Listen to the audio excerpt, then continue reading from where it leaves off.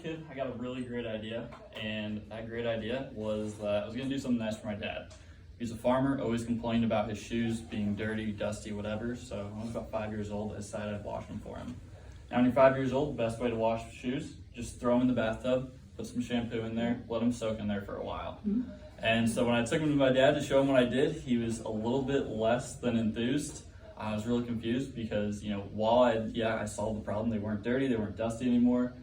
Basically ruined his work boots because they were completely waterlogged.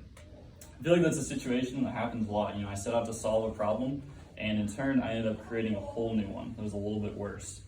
And I feel like companies and people both do that a lot throughout time. And so I think Juul is a big culprit of doing something like this, and other e-cigarette companies as well. Now, on any college campus or even in high schools, you don't have to walk very far to see some kid hitting a Juul. And I'm guaranteed some of you right now have one in your pocket or in your book bag. And also, after doing a lot of research on the company, also seeing a lot of my friends get addicted to nicotine that would have, if it were not for Juul, would never have picked up a cigarette in their life. I feel like this topic I'm very passionate about, and it's something I'm very well qualified to speak on.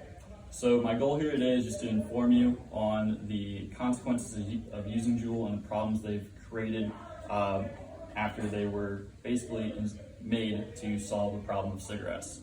So essentially what I'm going to talk about is the cost of Juul and using it, the health effects, as well as the effects it has on children. So obviously in today's world, everything revolves around money. Everything revolves around finances, whether it's a personal decision or it's a company's decision. And when it comes to using Juul, it's not a cheap habit.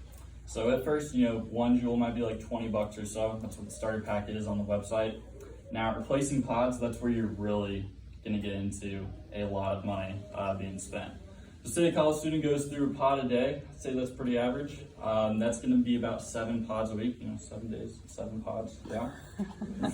So let's say it's about 20 bucks for a pack, which is a gas station, is kind of what it goes for. So let's put that at 35 bucks a week for those 7 pods. On a yearly basis, you're looking at $1,820 just on little pouches of nicotine. That's not even including the ones you lose when you're drunk or just doing other things. In the course of 20 years, if it's a habit for you, it's going to cost you around $36,000, which you could buy a new car for that or pay off your student loans.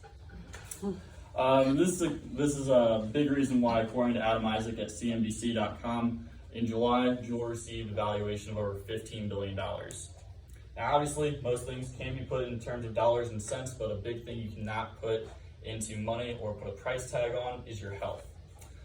So while Juul did set out to solve the problem of people smoking cigarettes, getting lung cancer, all the problems that come with that, they also made a lot of new ones. And Juul selling itself as a healthy alternative to cigarettes is a lot like me selling you guys morphine on the fact that it's a healthy alternative to heroin.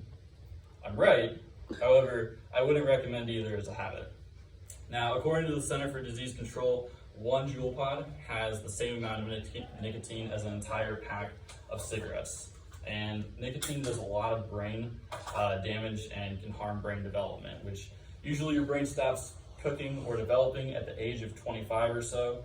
And so with nicotine consistently being introduced with a kid that might start at like the age of 16 or 17, which is pretty common now, it can really harm how their brain fully develops.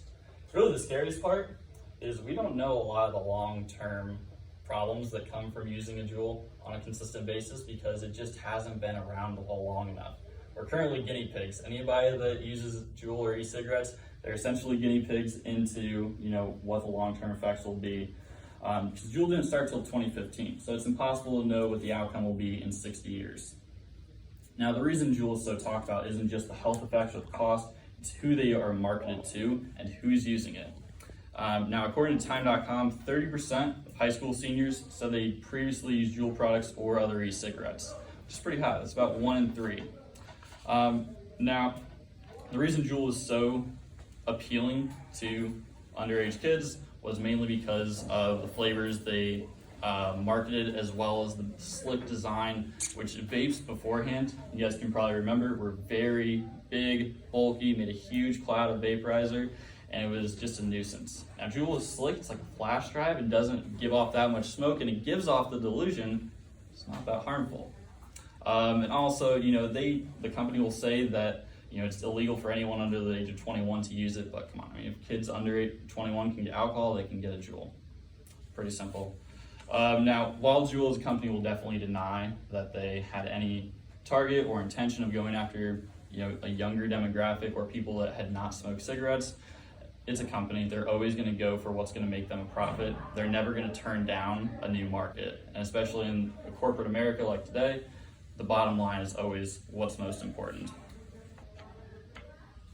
So just in closing, basically I talked about the cost of a Juul habit, health concerns, and how it impacts kids. So I just hope you guys will take away from this that information. And while they did set out to solve the problem of cigarettes, Juul has in turn created a whole new problem for a whole new different generation.